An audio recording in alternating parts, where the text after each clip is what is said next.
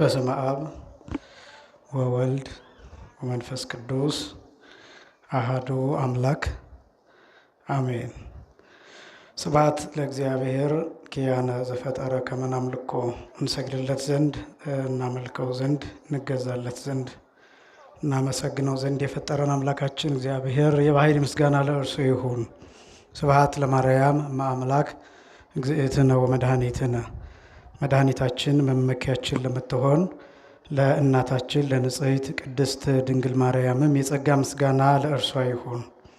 ስብሐት ለመስቀለ ክርስቶስ ዕፀ መድኃኒት ኃይልነ ወፀወንነ ኃይላችን አምባችን መጠጊያችን ጋሻችን ለሚሆን በቀራንዮ ለተተከለ መድኃኒት ለሚባል ለክርስቶስ መስቀልም የጸጋ ምስጋና ለእርሱ ይሁን። ለዛሬ የተጠየቀውን ጥያቄ እሱን እንመለከታለን። ተገቢ ጥያቄ፣ ወቅታዊ ጥያቄ ነው። በተለይም ደግሞ ከጾመ ነቢያት ጋር ተያይዞ ጾመ ነቢያት ብዙ ስሞች አሉትና ምንድን ነው በብዙ ስም የሚጠራበት ምክንያት የሚል ጥያቄ አንደኛ። ሁለተኛ ደግሞ የጋድ ጥያቄ ነው። ጋድን በተመለከተ የልደት ጋድ የለውም የሚሉ ብዙ መምህራን አሉና ይሄ እንዴት ነው የሚታየው? ራሱ ጋድ ምንድነው የሚል ጥያቄ ነው። ከዚሁ ጋር ተያይዞ ደግሞ ጋድ የረቡዕና የአርብ ምትክ ከሆነ በሌላ ጊዜ የምንጾመው ለምንድን ነው የሚል ጥያቄ ነው። ከዚሁ ደግሞ ጋር ተያይዞ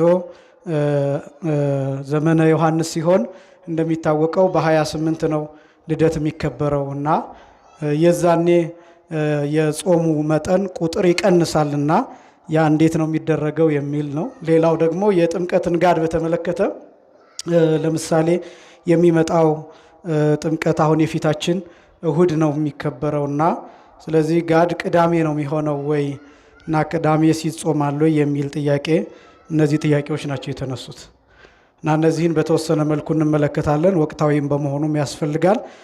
ነገር ግን ጾም ከሚለው እንጀምርና ራሱ ጾም ምንድን ነው፣ እዛ ጾመ ነቢያት ሁለተኛ፣ ሶስተኛ ደግሞ ጋድ ምንድን ነው ትርጉሙ፣ አራተኛ ከዚሁ ጋር ተያይዞ የበዓላት አከባበርም ጭምር እነዚህን አራት ሀሳቦች ለማጠቃለል አስቤያለሁ። በዚህ ጥያቄ መሰረትነት ማለት ነው። የኔ መፈለግ ሳይሆን የመንፈስ ቅዱስ ፈቃድ ይሆንልን። የመጀመሪያው ጾምን በተመለከተ ጾም ራሱ ምንድን ነው? አሁን ስለ ጾም አታውቁም ማለት አይደለም፣ ስለ ጾም አልተማራችሁም ማለትም አይደለም። ብዙ ጊዜ ስለ ጾም የምንሰማው ራሱ ጾም ሲገባ ሳምንቱን 15 ቀኑን እነዚህን ቀናት በተደጋጋሚ ሰባኪው ሁላችንም አንድ ላይ እንንጫጫበትና ከዛ ይረሳን። ትልቁ የእኛ ቤተክርስቲያን የትምህርት መንገድ አንዱ ትልቁ ችግር ይሄ ነው። አንድን ነገር ወቅቱን ጠብቀን ብቻ ብዙ እንናገርና ወቅቱ ካለፈ በኋላ ግን ይረሳል። ለምሳሌ ስለ ልደት ለማስተማር የግድ ልደትን መጠበቅ አያስፈልግም። የማቴዎስ ወንጌል ምዕራፍ 2ን ለማስተማር የሉቃስ ወንጌል ምዕራፍ 2ን ለማስተማር የግድ በልደት ሰሞን አይደለም ትምህርት መሰጠት ያለበትና ከዛ በኋላ እንዲያውም ብዙ ጊዜ አይምሯችን በጣም ንቃት ኖሮት የሚሰማው በዓሉ ካለፈ በኋላ ነው። በበዓሉ ሰሞን ብዙ ጊዜ ባህላዊ ነገሩ ላይ ትኩረት እናደርጋለን። ለምሳሌ ብዙ ሰው የደብረ ታቦርን በዓል ሲያከብር፣ የመስቀልን በዓል ሲያከብር አብዛኛው ትኩረት የሚያደርገው ደመራው ላይ፣ ባህሉ ላይ፣ ይሄ ዳቦው ላይ፣ እነዚህ ጅራፉ ላይ፣ እነዚያ ነገሮች ላይ ትኩረት ያደርግና የወንጌሉ ሐሳብ ጋር ግን ይራራቃል፣ ይፋታል፣ ይለያያል። በዚህ ምክንያት ሳናውቀው ምስጢሩ ሳይገባን እነዚህ ከላይ ያሉትን ነገሮች ብቻ እነሱን ብቻ ሰምተን እንሄዳለንና ስለዚህ ስለ ጾም መግቢያው ላይ ብዙ ጊዜ እንሰማለን። ነገር ግን ጾሙ ከገባ በኋላ ወይ መሀል ላይ ወይ በሌላው ቀን ስለ ጾም አንማርም። በዚህ ምክንያት ስለ ጾም ያለን አረዳድ አንዳንድ ጊዜ የተሳሳተ ይሆናል። ሁለተኛ ስለ ጾም ማወቅ ራሱ መስማት ደግሞ ያለብን ጾም ሲፈታም ጭምር መሆን አለበት። ጾም እንዲናፍቀን ጾም ምን ያህል አስፈላጊ እንደሆነ በጾም መቆየታችን ምን ያህል ክብር እንዳለው ምን ያህል በረከት እንዳለው እንድናውቅ ጾሙ ሊፈታ አካባቢ ወይ ደግሞ ይሄ የፍስክ ሰሞን አካባቢ የጾምን ጥቅም ማወቅ ራሱ መረዳት አለብን እንድንጓጓ። ልክ አንዳንድ ጊዜ ጾሙ መቼ ነው የሚፈታው ብለን እንደምንጠይቅ ሁሉ ጾም መቼ ነው የሚገባው ብለን ሁሉ መጓጓት አለብንና ያ እንዲሆን ስለ ጾምም ጭምር ማወቅ አለብን። ስለዚህ ጾም ምንድነው የሚለውን እኔ ከመጽሐፍ ቅዱስ ብቻ ሳይሆን አባቶቻችን በፍትሐ ነገሥቱ ያስቀመጡት እነሱን ሐሳቦች ብቻ አነሳላችኋለሁ። ጾምሰ ይላሉ። የመጀመሪያው ትርጉም የጾም ትርጓሜ ጾምሰ ተከልኦተ ብእሲ እመብልዕ በጊዜ እውቅ በውስተ ሕግ እንዘይት ኤዘዝ ለዘሐገጎ ለስርየተ አበሳ ወብዝሃ እሴት ፈቂዶ ኪያሁ ይላል። የመጀመሪያው ፍትሐ ነገሥት አንቀጽ 15 ላይ ጠቅላላ ፍትሐ ነገሥት አንቀጽ 15 አንቀጸ ጾም ተብሎ ይጠራል። በእንተ ኩሎሙ አጽዋም ይላል ርዕሱ ራሱ በእንተ ኩሎሙ አጽዋም ስለ ሁሉም ጾሞች ይላል እና ፍትሐ ነገሥት አንቀጽ 15 ስለ ጾም ይናገራል። እና ጾም የሚለው ሰው ከመብላት የሚከለከልበት ጊዜ ነው ይልና በጊዜ እውቅ ይላል። በታወቀ ጊዜ፣ በታወቀ ሰዓት፣ በተወሰነ ሰዓት፣ በተወሰነ ወቅት፣ በተወሰኑ ቀናት፣ በእነዚህ ጊዜያት ሰው ከመብል የሚከለከልበት ነው። ጾም ማለት እሱ ነው ብሎ ይተረጉማል። አሁን የሚናገረው ስለ ግል ጾም ሳይሆን ስለ አዋጅ ጾም ነው። እንደሚታወቀው የአዋጅ ጾሞች አሉ፣ ወይም የሕግ አጽዋማት የሚባሉ አሉ። የግል ጾም አለ። ከዚያ ደግሞ የማህበር ጾም ተብሎ ይጠራል። የግል ጾም የሚባለው በንስሐ ምክንያት የምንጾመው በታወቀ የኛ ውስጥ በሚያቀው ከሕግ አጽዋማት ውጪ የምንጾማቸው ከቅዳሜና ከእሁድ ከበዓለ ሃምሳ ውጪ የምንጾማቸው ጾሞች በራሳችን ፈቃድ ተነሳስተን የምንጾማቸው ከንስሐ አባቶቻችን ታዘን የምንጾማቸው እነዚህ የግል ጾሞች ተብለው ይጠራሉ። የማህበር ጾም ደግሞ ተብሎ የሚጠራው ከሰባቱ አጽዋማት ውጪ በሆነ ጉዳይ በሀገር ጉዳይ ሊሆን ይችላል፣ በቤተሰብ ጉዳይ ሊሆን ይችላል፣ በዓለም ጉዳይ ሊሆን ይችላል፣ በአንድ በሲኖዶስ ስብሰባ ጉዳይ ሊሆን ይችላል፣ በቤተክርስቲያን ጉዳይ ሊሆን ይችላል፣ በተወሰኑ ሰዎች ጉዳይም ሊሆን ይችላል። በማህበር ጾም ከዚህ እስከዚህ ጾሙ ሲባል ያን ጊዜ የሚጾም ጾም አለ። ይሄ የማህበር ጾምም ብዙ አይነት ነው። ለገዳማት ብቻ የሚሰጥ ጾም ይኖራል። ማለት ለህዝቡ ለምእመናኑ ሳይሆን በገዳም ላሉ በዋልድባ በማህበረ ሥላሴ በደብረ ሊባኖስ ላሉ አባቶች ይህን ያህል ጊዜ ጹሙልን፣ እግዚአብሔርን ጠይቁልን፣ ጸልዩልን፣ ይህን ያህል ሰላም ለኪ ድገሙልን፣ ውዳሴ ማርያም ስት ደግሞ አስቡን ተብሎ የሚላክበት ጊዜ ሊኖር ይችላል። ያ የማህበር ጾም እንግዲህ ለመነኮሳት ሊሆን ይችላል፣ ለመናንያኔ ብቻ ሊሆን ይችላል፣ ለአንድ የተለየ ገዳም ሊሆን ይችላል፣ ለሁሉም ገዳማት ሊሆን ይችላል። ከዛ ውጭ ደግሞ ምእመናንም እንዲሳተፉበት ሊደረግ ይችላል። እነዚህ የማህበር አጽዋማት ተብለው ይጠራሉ። ከዛ ውጭ ግን እነዚህ ሰባቱ የሚባሉት የሕግ አጽዋማት የአዋጅ አጽዋማት የሚባሉት የታወቁት ሰባቱ አጽዋማት ናቸው። እነዚህ አጽዋማት በእርግጥ ይለያያል። ቀናቸው የሚቀንስበት የሚጨምርበት ጊዜ ይኖራል። በአጠቃላይ ግን እስከ 200 ቀናት ከ365ቱ ቀናት ውስጥ ወደ 200 የሚደርሱት ቀናት የጾም ቀናት ናቸው። ይሄ ማለት ከ50% በላይ የሚሆነው የዓመቱ ቀናት በጾም ጊዜ የሚያልፍ ነው። ስለዚህ ጾም ማለት አንድ ሰው በታወቀ ጊዜ ከመብል የሚከለከልበት ጊዜ ነው ይልና እንዘይት ኤዘዝ ለዘሐገጎ ይላል። ይህንን ሕግ ለሰጠው ሰው እየታዘዘ ይላል። ይሄ ማለት የመጀመሪያው የጾም ትርጉም መታዘዝ ነው፣ መገዛት ነው። ለምሳሌ የጾምን ሐሳብ በጣም ሰፋ ካደረግነው በአዳምና በሔዋን ነው የተጀመረው። ዕፀ በለስን እንዳይበሉ መታዘዛቸው ራሱ ጾም ነው። ስለዚህ የመጀመሪያው መገዛትን የሚያሳይ ነው ጾም። እንዘይት ኤዘዝ ለዘሐገጎ አንደኛ። ሁለተኛ ለስርየተ አበሳ ብሎ ይገልጠዋል። የበደልን ስርየት የኃጢአትን ስርየት ወይም ደግሞ ከኃጢአት መንጻትን ስለመለመን የሚደረግ ነው ጾም ሁለተኛ። ሶስተኛ ወብዝሃ እሴት ይላል። ዋጋ እንዲበዛ ዋጋ እንዲገኝበት ሰው ከምግብ ከመብል የሚከለከልበት ነው ጾም ማለት ይሄ ነው ይልና ፈቂዶ ኪያሁ ይላል። እሱን ፈልጎ እሱን ወዶ ይላል። ማንን ቢባል ይህን ሕግ የሰጠውን ማን ነው እሱ ቢባል እግዚአብሔር። ስለዚህ ጾም ማለት ራሱን እግዚአብሔርን ከመውደድ የሚነሳ ነው። ፍቅረ እግዚአብሔር የሚገለጥበት ነው። ስለ እግዚአብሔር ውሃ ይተዋል፣ ስለ እግዚአብሔር ምግብ ይተዋል፣ ስለ እግዚአብሔር ቤት ይተዋል፣ ስለ እግዚአብሔር ሀገር ይተዋል፣ ስለ እግዚአብሔር ወገን ይተዋል፣ ስለ እግዚአብሔር ልብስ ይተዋል፣ መጨረሻ ላይ ስለ እግዚአብሔር ሕይወት ይተዋል። ይህንን የሚያሳይ ነው። ይህ ማለት እግዚአብሔርን እየወደድን በሄንን ቁጥር የሰማዕታት ፍቅር ይሄ ነው። እነ ቅዱስ ጊዮርጊስ ሕይወታቸውን ሰጥተዋል፣ ተገድለዋል። ስለዚህ ይሄ የሚያሳየው እግዚአብሔርን የወደዱበት መጠን ነው። እና ጾም ማለት ምን ማለት ነው? በዚህ ሐሳብ ሲባል ልምምድ ነው፣ እድገት ነው።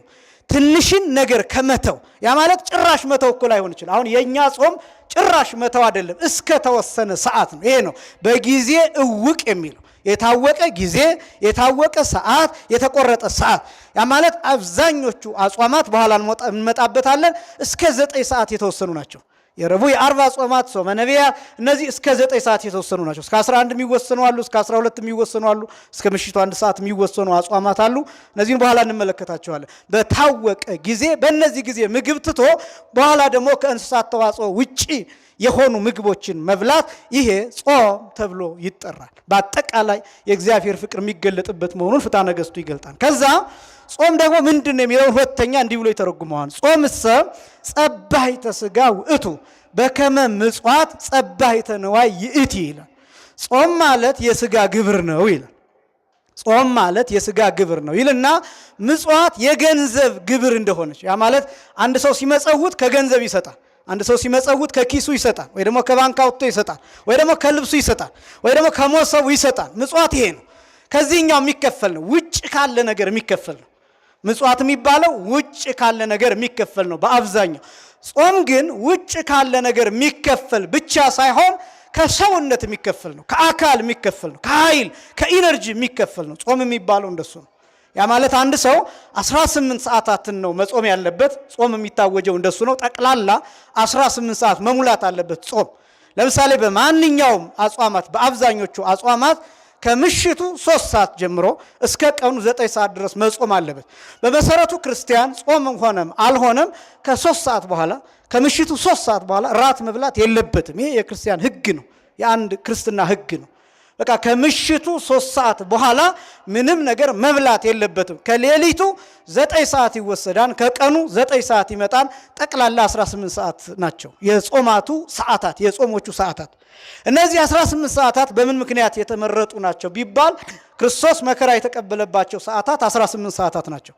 ያ ማለት ክርስቶስ የተያዘው ሐሙስ ማታ ከምሽቱ 3 ሰዓት ነው። ራት ከበሉ በኋላ በጋ ፋሲካውን ከበሉ በኋላ ከዛ ደግሞ ይሄ ስጋዬ ነው ብሎ ዳቦውን ለውጦ ስጋ አድርጎ ከሰጣቸው በኋላ ወይኑን ደሜ ነው ብሎ ለውጦ ደም አድርጎ ከሰጣቸው በኋላ ከምሽቱ 3 ሰዓት ነው ክርስቶስ በደብረ ዘይት የተያዘው። ከዛ ሌሊቱን ሙሉ ሲመላለስ አድሯል፣ ሲሰቃይ አድሯል። ከዛ በኋላ ደግሞ የቀኑ 9 ሰዓት ደግሞ አንድ ጊዜ ወደ ጲላጦስ፣ ሌላ ጊዜ ወደ ቀያፋ እንዲህ እየተመላለሰ የቆየባቸው ሰዓታት ነው። ከዛ መስቀል ላይ ጠቅላላ ከቀኑ 9 ሰዓት ነፍሱ ከስጋው ወጣለች። በስልጣኑ ነፍሱን ከስጋው ለይቷል። ስለዚህ ያ 9 ሰዓት የቀኑ ከዛ ሌሊቱ የ9 ሰዓት እነዚህ ድምር 18 ሰዓታት የጾም ጊዜያት 18 የሚሆኑበት ምክንያት ይሄ ነው። ይሄ ብቻ ሳይሆን አንድ ሰው ለመቁረብም የሚያስፈልገው ጾም ልክ ስጋውንና ደሙን እስከሚቀበልበት ሰዓት ድረስ ያለው የሰዓታት ርዝማኔ 18 መሆን አለበት። ይሄ ብዙ ጊዜ የምንናገረው ነው። ጾም እሱ ነው። ስለዚህ ማንኛውም ክርስቲያን ከምሽቱ 3 ሰዓት በኋላ መብላት የለበትም። ይሄ ጾምን የሚመለከትና የከሰዓት ቅዳሴን የሚመለከት ነው። የጠዋት ቅዳሴ ከሆነ ደግሞ ማንኛውም የሚቆርብ ሰው ከቀኑ 9 ሰዓት በኋላ መብላት የለበትም። ምክንያቱም ሰዓቱ 18 ሰዓት መሙላት አለበት።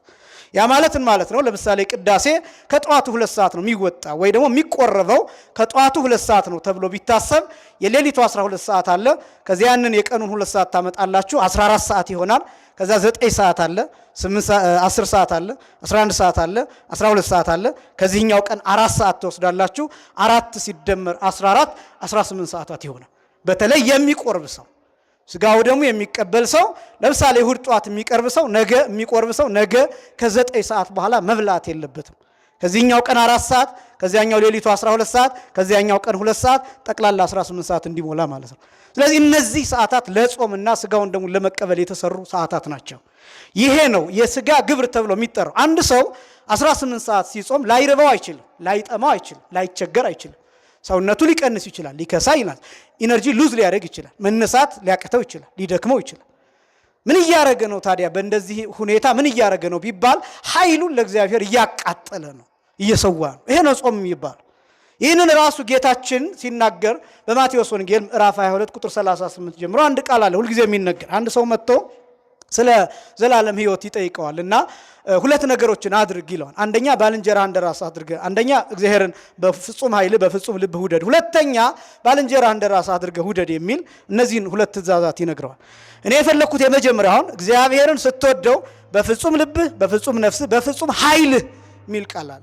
አያችሁ፣ ጾም ማለት እግዚአብሔርን በፍጹም ኃይል መውደድ ማለት ከኃይል መሰዋት ነው፣ ከኃይል ማቃጠል ነው። ምክንያቱም ምግብ ስንበላው ኃይል ነው የሚሆነው፣ ጉልበት ነው የሚሆነው። እንደምታውቁት ምግብ ማለት በልተ ነው ሪስፓይሬሽን፣ ኦክሲዴሽን በሚባሉ ፕሮሰሶች በኢነርጂ ፎርም ነው ስቶር የሚደረገው። ሌላ ምንም ተአምር የለውም። ምግብ የምንበላው ውስጣችን ኃይል እንዲከማች ነው።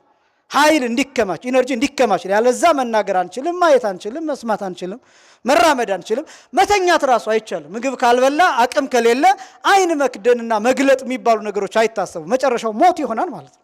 ስለዚህ ሰው ኃይል ያስፈልገው። ጾም ስንጾም ምን እያደረግን ነው? ከኃይላችን እየከፈልን ነው። በጣም ብዙ ምግብ በልተን ብዙ ካሎሪ ሰውነታችን ውስጥ የሚቀመጠውን ኃይል እሱን ቀንሰን ለእግዚአብሔር እናቃጥለዋለን። እሱ ነው ጸባሒተ ሥጋ ተብሎ የሚጠራው የሥጋ ግብር የሚባለው እሱ። ስለዚህ ጾም ማለት እሱ ነው፣ የሥጋ ግብር ማለት ነው። ልክ ምጽዋት የገንዘብ መዋጮ ወይም የገንዘብ መስጠት እንደሆነ ሁሉ ጾም ደግሞ የሥጋ መስጠት ነው፣ የኃይል መስጠት ነው። ፍትሐ ነገሥቱ እንደሱ ያስቀምጠዋል አንቀጽ 15። ሌላ ወመፍቅደ ሕግሰ በጾም ይላል። ወመፍቅደ ሕግሰ በጾም ማለት የጾም ሕግ አስፈላጊነት፣ የጾም ሕግ አስፈላጊነት ወይም ደግሞ በጾም ሕግን የመፈጸም አስፈላጊነት ከመ ትድክም ኃይለ ፍትወት ወትትአዘዝ ለነፍስ ነባቢት በከመ መፍቅዳ ለጸሎት በዘ ትትኤዘዝ ኃይለ መዓት ለልብ ይላል። ለጾም የመገዛት አስፈላጊነት ከመ ትድክም ኃይለ ፍትወት ማለት የምኞት ኃይል እንድትደክም ነው ይላል። የፍትወት ኃይል እንድትደክም፣ ያ ማለት የሥጋ ፍላጎት የሥጋ ፈቃድ፣ ይሄ የተለጠጠ የሥጋ ፈቃድ፣ የበዛ የሥጋ ፈቃድ፣ የተቀበዘበዘ የሥጋ ፈቃድ፣ ይሄ ስግብግብነት ያለው የሥጋ ምኞት፣ የማያርፍ የሥጋ ምኞት፣ የሚረብሽ የሥጋ ምኞት፣ እሱ ምኞት እንዲደክም ነው። ምክንያቱም ያ ኃይል ካልደከመ ሰው መቆም አይችልም። እየተመኘ ይሄዳል፣ እየፈለገ ይሄዳል። ያንን የመፈጸም ፍላጎቱ እያደገ ይሄዳል። ጥጋበኛ ይሆናል። ጥጋበኛ ሲሆን ሰው ሲጠግብ መሬት አትችለውም፣ ምድር አትችለውም፣ ትንቀጠቀጣለች። ሰው ሲጠግብ ጥጋበኛ ሲሆን መግደል ይፈልጋል፣ መሳደብ ይፈልጋል፣ ማሳደድ ይፈልጋል፣ ምንም ነገር ማድረግ ይፈልጋል፣ ማመንዘር ይፈልጋል፣ መጨፈር ይፈልጋል፣ መዝፈን ይፈልጋል። ቃል መቆጣጠር አይችልም። ሰው ሲጠግብ ድፍን ነው የሚሆነው። አይምሮ ማሰብ አይችልም። ያነበበውን ነገር ወደ ውስጡ ማስገባት አይችልም። የማንበብ ፍላጎት የለውም። ሰው ሲጠግብ ሌላው ቀርቶ መፈላሰፍ ራሱ አይፈልግም። ስጋዊ ፍልስፍና ነው የምላችሁ። ማሰብ አይፈልግም። ምክንያቱም ጠግቧል። አይምሮ ሲደፈን ይኸውላችሁ፣ ይህን እናንተ ምሳ ስትበሉ ምን እንደሚከሰትባችሁ ታውቃላችሁ። ራት ስትጠግቡ መተኛት እንኳን አትችሉ በአግባቡ። ጥሩ እንቅልፍ እንኳን አይዛችሁ በጣም ከጠገባችሁ። ቀን በጣም ምሳ አብዝታችሁ ከበላችሁና ሆዳችሁ ከሞላ ከጠገባችሁ ስብሰባ ገብታችሁ በትክክል መከታተል አትችሉ። ብዙ ሰው እንቅልፍ ይዘዋል። ለምን እንደሆነ ታውቃላችሁ? ውስጣችን ብዙ ፕሮሰሶች አሉ። ያ የበላ ነው ምግብ ዳይጀስት ሲደረግ ሌሎቹ ፕሮሰሶች ስሎው ይደረጋሉ። አይቋረጡም፣ አይቆሙም፣ ግን ስሎው ይደረጋሉ። ዝቅ ይላሉ፣ እንዲዘገዩ ይደረጋል። ስለዚህ ሰው ምንድን ነው የሚሆነው? ያ ዳይጀስት ተደርጎ ወደ ኃይል እስከሚቀየር ድረስ የሰው ልጅ እየተሰቃየ ነው። እንቅልፍ ይመጣበታል፣ መውጣት ይፈልጋል፣ ይሰለቻል። በትክክል የሚባለውን ነገር መስማት አይችልም። እና ሰው ጥጋበኛ ሲሆን እንደዛ ነው የሚሆነው። ዓለም ላይ ብዙ አይነት ጥጋቦች አሉ። ያ ጥጋብ እጅግ በጣም ከባድ ነው። ደግሞ ሲጠራ የእኛ ሊቃውንት የሚጠሩት ፍትወት እንስሳዊት ብለው ይጠሩታል። እንስሳዊ ምኞት ብለው ይጠሩታል። ሰው በጣም ሲጠግብ እንስሳ ነው የሚሆነው። ወደ እንስሳነት ነው እየወረደ የሚሄደው። ይሄ ነው እየበላ እየጠጣ ዝም ብሎ አጋሰሱ ነው ሲኖር ልክ እንደ እንስሳ ነው የሚሆነው። ማሰብ አይችልም። እንደ ሰው ከፍ ብሎ ማሰብ አይችልም። ስለዚህ አንዳንድ ጊዜ የምንመገበው ነገር መጠን ያስፈልገዋል። ጾም እሱ ነው። በሌላ አገላለጽ ጾም ማለት በነፍስና በስጋ መካከል ምጥጥን መስራት ማለት ነው። ባላንስ መስራት ማለት ይሄ ባዮሎጂካል ባላንስ መስራት ማለት ነው። የስነ ህይወት ምጥጥን፣ የስነ ህይወት ሚዛን መስራት ማለት ነው። የሚጾም ሰው በነፍሱና በስጋው መካከል ጠብ እንዳይኖር ያደርጋል። ያ ማለትን ማለት ነው ስጋ ለነፍስ እንድትገዛ፣ ደማዊት ነፍስ ለነባቢት ነፍስ እንድትገዛ ያደርጋል። ስለዚህ ነፍስ ትሰለጥናለች። ያን ጊዜ ቃል እግዚአብሔር መስማት ይችላል፣ መመራመር ይችላል፣ መጠየቅ ይችላል፣ አይምሮን ማስፋት ይችላል። ለምን መሰላችሁ? ሰውነቱ ውስጥ የሚከብደው ነገር የለም። ስለዚህ ሰውነቱን ማዘዝ ይችላል። ሌላው ቀርቶ ስፖርት እንኳን መስራት የምትችሉት ምግብ ሳታበዙ ነው። ምናልባት ስፖርቱን ከሰራችሁ በኋላ ምግብ ልትበሉ ትችላላችሁ አብዝታችሁ። ምግብ ጠግባችሁ ሆዳችሁ እንደሞላ ግን ምንም አይነት የስፖርት እንቅስቃሴ አይመከርምም ጭምር። እንደዛ እናድርግ ብትሉ አትችሉ። አያችሁ፣ የስጋ ነገር እንደዛ መስራት እንኳን ካልቻላችሁ ጠግባችሁ መንፈሳዊ ነገርን ጠግቦ እንዴት ማሰብ ይቻላል? እንዴት መመራመር ይቻላል? መጽሐፍ ቅዱስን አንብቦ እንዴት መረዳት ይቻላል? ስለ ሰማያዊ ህይወት ማሰብ እንዴት ይቻላል? ስለ ዘላለማዊ ህይወት ማሰብ እንዴት ይቻላል? እና እኔ በዚህ በኩል አሁን እየነገርኳችሁ ያለሁት የኛ ሊቃውንት ስለ ጾም ያላቸው ግድ ምንድን ነው? ቤተክርስቲያኗ ጾምን ስትሰጥ ምን እያደረገች ነው ቢባል ትውልዱ አለሌ እንዳይሆን፣ እንደ ባዝራ እንዳይሆን፣ እንደ ፈረስ እንዳይሆን፣ ዝም ብሎ ሌትም ቀንም እየበላ እግዚአብሔርን የረሳ እንዳይሆን፣ ሌላው ቀርቶ ለዓለማዊ ትምህርት ለዓለማዊ ፍልስፍና እንኳን የተመቸ እንዲሆን እና ሰውነቱን እንዳይረሳ ጭምር ነው ቤተክርስቲያኗ ይህን ትውልድ የመጠበቅ ኃላፊነት ስላለባት። ስለዚህ ጾም እሱ ነው። ነባቢት ነፍስ ስጋዊት ደማዊት ነፍስን እንድታዛት ለማድረግ ጾም ለዚህ የተሰራ ነው። በጣም የሚገርመው በከመ መፍቅዳ ለጸሎት በዘት ትየዘዝ ኃይለ መዓት ለልብ ይላል። አሁንም እያነጻጸረ መጀመሪያ ከምጽዋት ጋር አነጻጸረ፣ አሁን ደግሞ ከጸሎት ጋር አነጻጸረ። ልክ ጸሎት የልብን ቁጣ ለማብረድ እንደሆነ ነው የሚለው። በጣም የሚደንቅ ሐሳብ ነው ይሄ። ዝም ብላችሁ ካያችሁት ጸሎት ማለት የልብን ቁጣ ለማብረድ የሚጠቅም ነው። ጸሎት እሱ ነው። በነገራችን ላይ ጸሎተኛ ሰው የልብ ቁጣ የበረደለት ሰው ነው። ለምሳሌ አሁን አንዳንድ ነገር ሲናገሯችሁ እናንተ ለመናገር ታስቡና ምን ታረጋላችሁ? በስመ አብ ብላችሁ አማትባችሁ ትተውታላችሁ አይደል? ክፉ ቃል ለመናገር እሱ እኮ ጸሎት እኮ ነው። ያን ምን እያደረጋችሁ ነው? አንደበታችሁን እየገራችሁት ነው። ልባችሁን እያዘዛችሁት ነው። ሰዎች አስቀይመዋችኋል፣ ክፉ ተናግረዋችኋል። እናንተ ግን ላለመናገር የመስቀል ምልክት አሳይታችሁ በዚያ ሰዓት ጌታ ሆይ ትዕግስቱን ስጠኝ ብላችሁ ትለምናላችሁ። አያችሁ፣ ጸሎት የልብን ቁጣ ታቀዘቅዛለች። ውሃ ሆና የቁጣን እሳት ታበርዳለች። ጸሎት ማለት እንደዛ ነው። ልክ እንደዚህ ጾምም የስጋን ቁጣ የሚያበርድ ነው። የስጋን ምኞት የሚያበርድ ነው። ስጋ ለነፍስ እንድትገዛ የሚያደርግ ነው። ጾም ማለት እሱ ነው ይላሉ። ይቀጥሉና ምን እናገኛለን ከጾም የሚለውን ያሳያሉ። ወእምረ ባሕይተ ጾም ንትሜሰል በመንፈሳውያን ይላሉ። እንዳልኳችሁ ይሄን ታገኙታላችሁ በአማርኛው ፍትሐ ነገሥቱን አንቀጽ 15 ላይ ማግኘት ትችላላችሁ። ወእምረ ባሕይተ ጾም እኔ እንደው ግዕዙን እያልኩ ምነግራችሁ አንዳንድ ጊዜ ከምንጩ የሚባለው አለ አይደለም፣ እሱን እንድታስቡት በማሰብ ነው።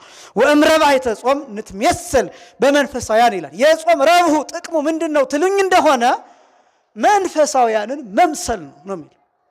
መንፈሳውያን እነማን ናቸው ቢባል ቅዱሳን፣ ሰማዕታት፣ መናንያን፣ መነኮሳት፣ መንፈሳውያን መላእክትም ጭምር ራሱ እግዚአብሔርም ጭምር። ምክንያቱም ራሱ እግዚአብሔር መንፈሳዊ ተብሎ ይጠራል፣ መንፈስ ተብሎ ይጠራል፣ ረቂቅ ተብሎ ይጠራል። ስለዚህ ምንድነው የጾም ጥቅም ካላችሁኝ መንፈሳውያንን መምሰል ምን ማለት ነው? በሌላ አገላለጽ መርቀቅ እና መምጠቅ ነው የጾም ጥቅም። እሱ ከፍ ማለት ነው፣ ወደ ከፍታ መውጣት ነው፣ ወደ ቅድስና ተራራ መሄድ፣ ወደ ሰማይ መጠጋት፣ መላእክትን መምሰል፣ ክንፍ ማብቀል ነው የጾም ጥቅም እሱ። ክንፍ ማብቀል መብረር ነው ይሄ ጾም ረብህ ጥቅም ተብሎ የሚጠራው። ይሄ ይቀጥሉና ወበተመስሎት ይትካሃል ከመ ይብጻሕ ተመሳሊሁ ሀበ ተመስሎ ይላሉ። የጾም ጥቅም መንፈሳውያንን መምሰል ነው ካለ በኋላ መንፈሳውያንን የሚመስል ሰው እነሱን ወደ መምሰል ያድጋል ነው ባጭሩ። ይሄ ማለት ነው አንድን ሰው ሞዴል ባረክ ቁጥር፣ አርአያ ባረክ ቁጥር ያንን ሰው ወደ መሆን ታድጋለህ። አቡነ ተክለ ሃይማኖትን ምሳሌ ስናደርግ ዝም ብለን አይደለም በዓል የምናከብር፣ ንግስ የምናነሱ። ትናንትና አክብረናል። ለምንድነው አቡነ ተክለ ሃይማኖትን በዓላቸውን ማክበር ያስፈለገው ቢባል የአቡነ ተክለ ሃይማኖትን ከፍታ ለመውረስ ልደታቸውን ከማክበር ረፍታቸውን ከማክበር ይጀምራል። በቃል ኪዳናቸው ከማመን ይጀምራል። ቅዱስ ብሎ ከመጥራት ይጀምራል። ከዚያስ ከፍያል እኔ እንደንትና ነው መሆን የሚፈልገው የሚለውን ሐሳብ ማሳደግ ይቻላል። እሱ በምን ይመጣል? በጾም። እሱ በምን ይመጣል? በረሃብ። በታወቀ ጊዜ ከመባዕልት በመከልከል በዚህ ይመጣል። ስለዚህ የጾም ጥቅም ይሄ ነው። ይቀጥሉና እንዲህ ይላሉ። ወካዕበ ይላሉ ከመ ያእምር ጸዋሚ ሕማመ ረሃብ ይላል። ይሄ ብቻ ሳይሆን አንድ ሰው ሲጾም የረሃብን ሕመም እንዲያውቀው ነው ይላሉ። የረሃብን ሕመም፣ የረሃብን መከራ፣ የረሃብን ችግር እንዲያውቀው ነው። ከዛስ ምንድነው ጥቅሙ ይሄን ማወቁ ቢባል ወይምሐሮሙ ለርሁባን ወለእለ ይስእሉ ይላል። ለተራቡት ሰዎች እንዲያዝንላቸውና ለሚለምኑት ሰዎች እንዲራራላቸው ነው ይላል። አያችሁ፣ በፈቃድ የረሃብተኞቹን ረሃብ መቅመስ ነው። በፈቃድ የተቸገሩትን ሰዎች ችግር መካፈል ነው። አንድ ሰው ችግርን ካላወቀ፣ ረሃብን ካላወቀ፣ ድህነትን ካላወቀ ድሃውን ረሃብተኛውን መረዳት አይችልም። ወሬ አይደለም ይሄ። ወሬ አይደለም ስላችሁ ስለ ረሃብ ብዙ ልትሰሙ ትችላላችሁ። ግን ረሃብን ራሱን ማወቅ ያስፈልጋል። ረሃብ ራሱን ማወቅ፣ ተርቦ ማወቅና ስለ ረሃብ ማወቅ የተለያዩ ነገሮች ናቸው። ስለ ህመም መረጃ ያለው ሰው መሆንና መታመም የተለያዩ ነገሮች ናቸው። አያችሁ፣ ችግሩን ራሱ በፈቃደኝነት መቅመስ። ምግብ እያለህ አንተ ሞሰብህን ከድነህ ምሳቃ ይዘህ ምግብ ይዘህ ፍሪጅ ውስጥ ዘግተህ ኪችንህ ውስጥ ምግብ እንዳለ እያወቅህ መራብና ምንም ሳይኖር መራብ ደግሞ በጣም ከባድ ነው። አንተ 9 ሰዓት ሲሞላ እንደምትበላ ታውቃለህ። እነሱ ግን 10 ሰዓትም 12 ሰዓትም ነገም ላይበሉ ይችላሉ። ይሄን መረዳት ያስፈልጋል። የጾምን ምስጢር ማለት ይሄ ነው። እንድትራራ፣ እንድታዝን፣ የተቸገሩትን ሰዎች ችግር እንድታደርግ እስከ 9 ሰዓት እየጾምክ ጨጓራ ሲላጥ፣ ሰውነትህ ሲነድ፣ ምራቅህን ስትውጥ፣ ሽታው ሲረብሽ እኔ ለ9 ሰዓት ጾሜ እንዲሆንኩኝ 9 ዓመት 90 ዓመት የሚራቡ ሰዎች ምን ይሆኑ ብለህ እንድታስበው። የጾም ጥቅም እሱ ነው። ስለዚህ አንድ ጿሚ ይህን ረሃብ እንዲያውቅ የረሃብን ችግር እንዲያውቅና የሚለምኑትን ሰዎች መከራ አስባችሁታል? እኔና እናንተ መኪና ውስጥ ሆነን የሚለምኑት ሰዎች እጃቸውን ሲዘረጉ ይሰለችናል። ለዚያች ደቂቃ ለዚያች ቅጽበት መጥተው ስለ እግዚአብሔር ስለ መድኃኔዓለም ብለው ሲጠሩን የጨቀጨቁን ይመስለናል፣ ያደከሙን ይመስለናል፣ መብታችንን የተጋፉ ይመስለናል። ግን ታውቃላችሁ እኛ ለዚያች ቅጽበት እንሰለቻለን፣ እነሱ ደግሞ እድሜያቸውን ሙሉ እየተራቡ ይኖራሉ፣ እድሜያቸውን ሙሉ ድሃ ሆነው ይኖራሉ፣ እድሜያቸውን ሙሉ እየተቸገሩ ይኖራሉ፣ እየተሰቃዩ የሰው ፊት እያቃጠላቸው ይኖራሉ። እኛ ደግሞ ያቺ ቅጽበት ትሰለችናለች። ክርስቲያን ማለት ይሄ ነው። እስከ 9 ሰዓት ጾሜ እንዲህ ራበኝ ሙሉ እድሜውን የሚራብ ሰው እንዴት ያሳዝናል ብሎ አስቦ የምጽዋት ህሊና የርህራሄ ልቡና እንዲኖረው ማድረግ ነው። ጾም ማለት እሱ ነው። ቀጥሎ ወካይበ ከመይት መጠው ቁርባነ እንዘው እቱ በጽኑ ፍቶት ለተሴስየቱ ወይኩን ተመጥወቱ በጻይቅ ነፍሳዊ ወስጋዊ ይል። አንድ ሰው እንዲጾም የሚደረግበት ምክንያት ሲርበው ይሄ ስጋው ሲራብ ምግብ እንደሚያስፈልገው ሲያውቅ እንዲህ ብሎ ይጠይቃል። ስጋዬ ምግብ አስፈልጎት እንዲህ የተጨነቀ ነፍሴ ስጋው ደግሞ ርቧት የለ ወይ ብሎ እንዲያስብ የምግብ ይሄ ምድራዊ ምግብ ይሄ ጊዜያዊ ምግብ ረሃብ እንዲህ ያደረገ ዘላለማዊ ህይወት የሚሰጠው ስጋውና ደግሞ ረሃብማ ነፍሴን እንዴት አይራባት እንዴት አያስፈልጋት ብሎ እንዲጠይቅ ከዚያስ እንዲቆርብ ነው። አያችሁት? የጾም የመጨረሻው ዓላማ ይሄን ማድረግ ነው። ሰው ከዚያስ በስጋውም በነፍሱም ተግቶ ፈልጎ ጓጉቶ ቸኩሎ ስጋውንና ደሙን እንዲቀበል ማድረግ ነው። በስጋ ረሃብ አንጻር የነፍስን ረሃብ እንዲረዳ ነው። የስጋ ረሃብ እንጀራን መራብ ነው። የዚህን ዓለም ምግብ መራብ ነው። የነፍስ ረሃብ ደግሞ ዘላለማዊ ህይወት ነው። እርሱም የሚገኘው በቁርባን ነው። እሱ የሚገኘው በስጋው ደሙ። ይሄን እንድናውቅ እንድንረዳ አባቶቻችን እንድንጾም ያደርጋሉ። የመጨረሻው ጾም ምንድነው ጥቅሙ ቢባል ወአዲ ከመናም ልኮ ይላል። ወአዲ ከመናም ልኮ ለእግዚአብሔር በኩለንታነ ይላል። በሁለንተናችን እግዚአብሔርን እንድናመልከው ይላል። ለምን እንደሆነ ታውቃላችሁ? ጾም ሁለንተና ነው። ለምሳሌ አንዳንድ ነገሮችን በአንደበታችን እናገራለን፣ ልባችን ግን ላያምንበት ይችላል። አንዳንድ ነገሮችን ህሊናችን ውስጥ አለ፣ የምናወራው ሌላ ሊሆን ይችላል፣ ምንለው ሌላ፣ ውስጣችን ያለው ሌላ። ጾም ግን እንደሱ አይደለም። ጾም ከጾምክ በትክክል ከራስ ጠጉር እስከ እግር ጥፍር ድረስ ያለው አካል በሙሉ ይመለከተዋል፣ ሁለንተናችን ይመለከተዋል። ያ ማለት ቅድም እንዳልኳችሁ በጣም ቢርበን አይናችንን ይመለከተዋል። ለምን ማየት ላይ ይችላል? በጣም ከጾምን፣ በጣም ከራበን። ጆሮም እንደዛው፣ እጃችን ላይ ይነሳ ይችላል፣ እግራችን ላይ ይነሳ ይችላል፣ ሰውነታችን ሙሉ ሊቀልጥ ይችላል፣ ሊደክም ይችላል። ሁለንተናችን ነው የሚጾመው፣ ህዋሳቶቻችን። እንዲህ ከሆነ ምን እያረግና በሁለንተናችን እግዚአብሔርን እያመለክን ነው። ይቀጥሉና ሊቃውንቱ በአሰንዮ ተጾም እመንገለ ተአንስሶ ይላሉ። በአሰንዮ ተጾም እመንገለ ተአንስሶ ማለት ከእንስሳነት ወገን ጾምን በመከተል መውጣት ማለት ነው። ይሄ ብቻ ሳይሆን ወበጸሎት እመንገለ ነባብያን በጸሎት ደግሞ ከተናጋሪዎች ወገን መለየት ማለት ነው። እኛ ክርስቲያኖች ነን። ክርስቲያኖች እንደሆን የሚታወቀው ከሌላው ሰው ተለይተን ጸሎተኛ በመሆናችን፣ የእግዚአብሔርን ስም በመጥራታችን። እኛ ሰዎች ነን። እንስሳ እንዳልሆነን የምንታወቀው በጾማችን። ከዛስ በሁለንተናችን ያኔ እግዚአብሔርን እናመልከዋለን። የጾም ጥቅም ይሄ ነው። ስለዚህ ጾም የተሰራበት ምክንያት ብዙ ሆኖ የተቀበጠበት ምክንያት ይሄ ነው። ሁላችንን አምላካችን እግዚአብሔር ጾማችንን ተቀብሎ በረከት እንዲያድለን የእሱ ቅዱስ ፈቃድ ይሆንልን። የመጀመሪያው ጾም የሚለውን ትርጉም ጨረስን። ሁለተኛ ያለንበት ጾም ጾመ ነቢያት ይባላል። ጾመ ነቢያት ብቻ ሳይሆን በጣም ብዙ ስሞች አሉት። አንደኛ ጾመ አዳም ተብሎ ይታወቃል። ይሄ ከህዳር 15 ጀምሮ ያለው 40 ቀን። ስንቱ ቀን አልኳችሁ? 40 ቀን ከህዳር 15 ጀምሮ። ህዳር 15 ይሄ ፍትሐ ነገሥቱም ይናገራል። ስንክሳሩን ብትመለከቱ መንፈቀ ህዳር ብሎ ያስቀምጠዋል። የህዳር ግማሽ ዘውእቱ ሚናስ፣ ይኸው ሚናስ ነው ብሎ ያስቀምጠዋል። የህዳር ጾም መግቢያ ምንጊዜም አይቀየርም፣ አይለወጥም። መንፈቀ ህዳር ነው፣ የህዳር ግማሽ ነው። እሱም ደግሞ ህዳር 15 ነው። ያ ማለት ከህዳር 15 ጀምሮ ይጾማል። እና ይሄ ጾም ግን ከህዳር 15 ጀምሮ 40 ቀን እስኪሞላ ድረስ ያለው ጾም በብዙ ስያሜዎች ይጠራል። አንደኛ ጾመ አዳም ተብሎ ይጠራል። ሁለተኛ ጾመ ነቢያት ተብሎ ይጠራል። ሶስተኛ ጾመ ማርያም ተብሎ ይጠራል። አራተኛ ጾመ ሐዋርያት ተብሎ ይጠራል። አምስተኛ ጾመ አርድእተ ፊልጶስ ተብሎም ይጠራል። የፊልጶስ ደቀ መዛሙርት የጾሙት ጾም ተብሎ ይጠራል። ለምንድን ነው ይሄ ጾም 40 ቀን ከህዳር 15 ጀምሮ 40 ቀን እስኪሞላ ድረስ ያለው 40 ቀን ተለይቶ ጾመ አዳም የሚባለው ቢባል ለአዳም ክርስቶስ እንደመጣለት የሚነገርበት ወቅት በመሆኑ ክርስቶስ የተወለደበት ዘመን በመሆኑ በዚህ ምክንያት ጾመ አዳም ይባላል። ሁለተኛ ጾመ ነቢያት ለምን ይባላል ቢባል ነቢያት በተለያየ ጊዜ 40 ቀን ጾመዋል። ለምሳሌ ሙሴ 40 ቀን ጾመዋል፣ ዕዝራ 40 ቀን ጾመዋል፣ ኤልያስ 40 ቀን ጾመዋል፣ ሌሎቹም ነቢያት 40 ቀን ጾመዋል። በዚህ ምክንያት በጾሙት ጾም በዛ ምክንያት ጾመ ነቢያት ይባላል። ምን አገናኘው ከዚህ ጋር ቢባል ክርስቶስ የሚወለደው ታኅሳስ 29 ነው የተወለደው። አስቀድሞ ነቢያት የጾሙት የግል ጾም ብቻ ሳይሆን የሚወለድበትን ጊዜ እያሰቡ የሚመጣበትን ዘመን እያሰቡ በመሆኑ በዚህ ምክንያት ጾመ ነቢያት ተብሎ ይጠራል። ለምንድነው ጾመ ማርያም የሚባለው ቢባል እመቤታችን ጌታን ከጸነሰች በኋላ ከመውለዷ 40 ቀን ቀድማ ስንት ቀን ቀድማ 40 ቀን ቀድማ ጾመዋለች። በዚህ ምክንያት ጾመ ማርያም ይባላል። ለምን ጾመችው ቢባል ሰማይና ምድር የማይወስኑትን አምላክ ጸንሼ ዝም ብዬ እንዴት እወልደዋለሁ ብላ ቀድማ 40 ቀናትን ጾማለችና በዛ ምክንያት ጾመ ማርያም ይባላል። ጾመ ሐዋርያት ለምን ይባላል ቢባል ሐዋርያት ከጌታ ከተለዩ በኋላ ጌታ ካረገ በኋላ የጌታ ልደት ለማክበር ለበዓሉ ክብር ሲሉ አስቀድመው 40 ቀን ጾመውታል። ስንት ቀን ጾመውታል?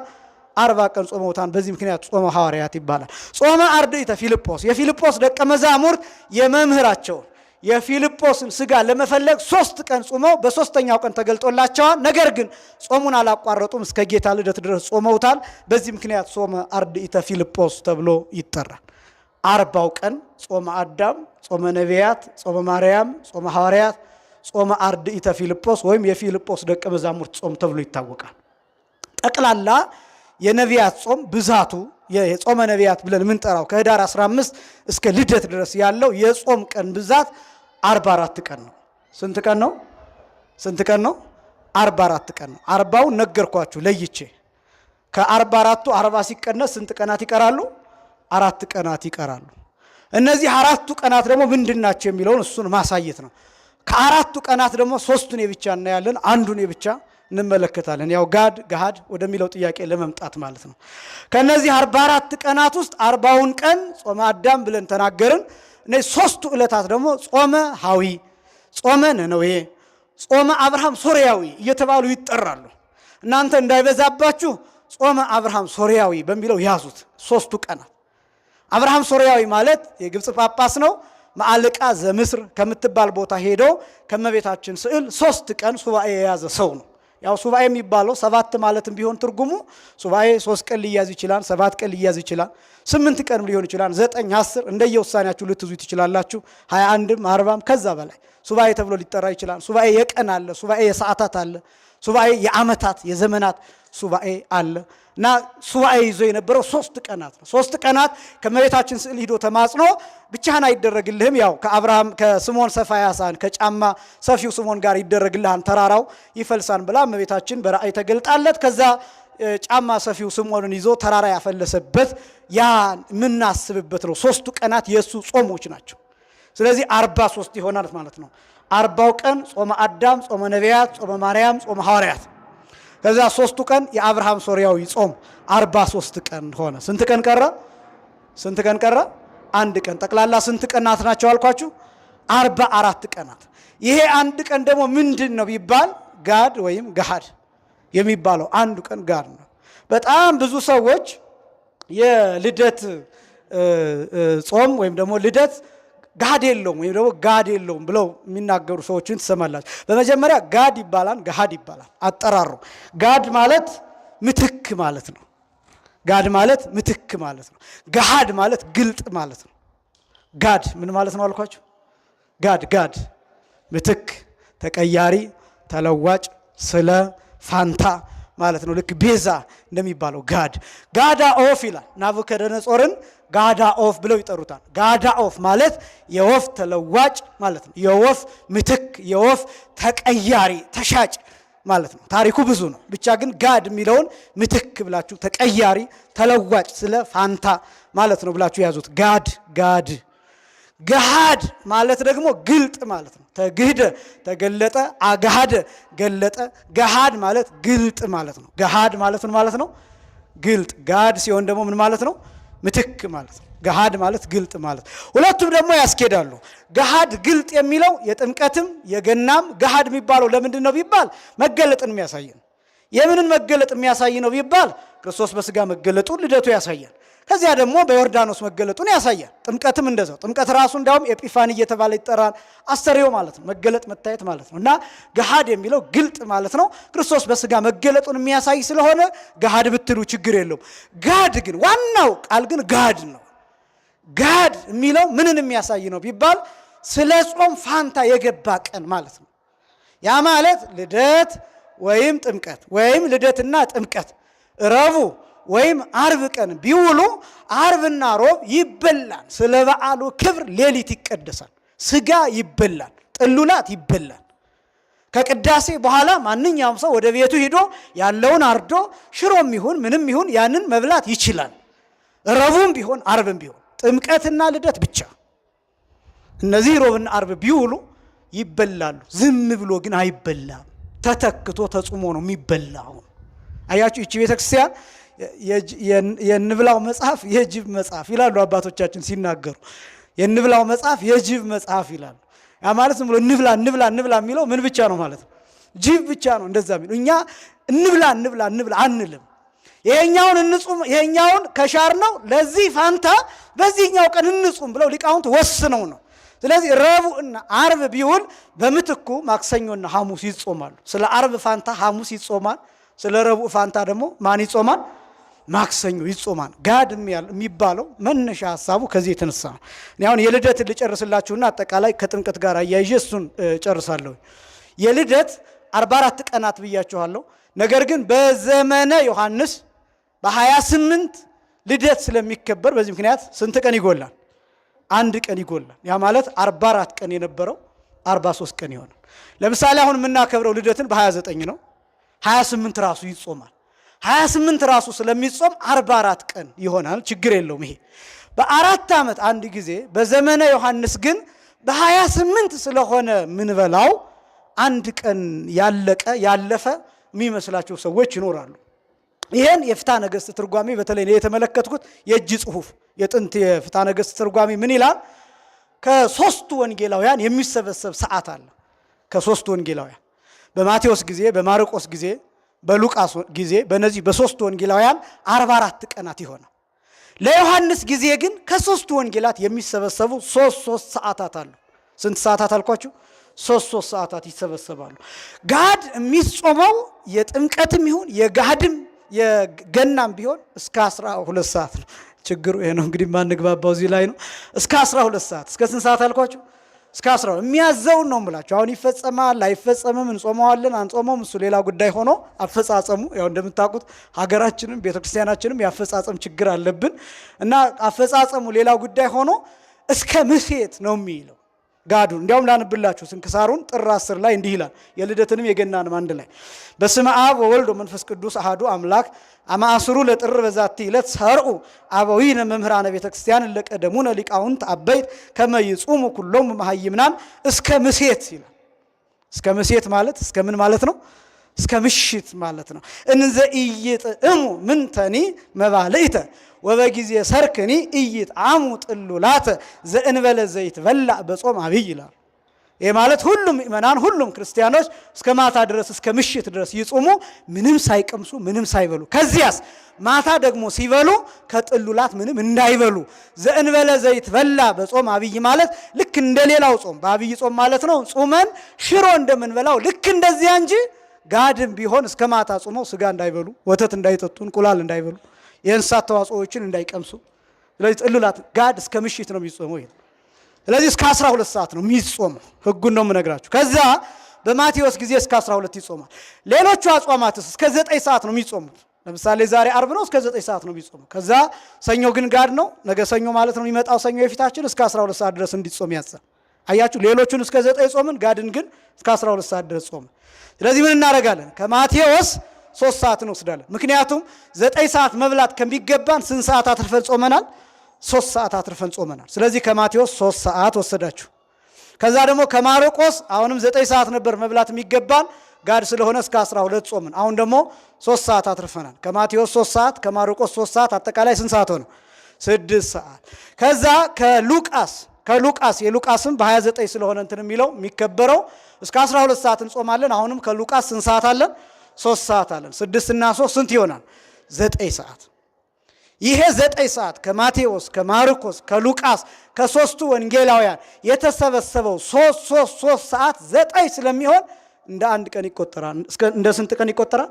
እንደ አንድ ቀን።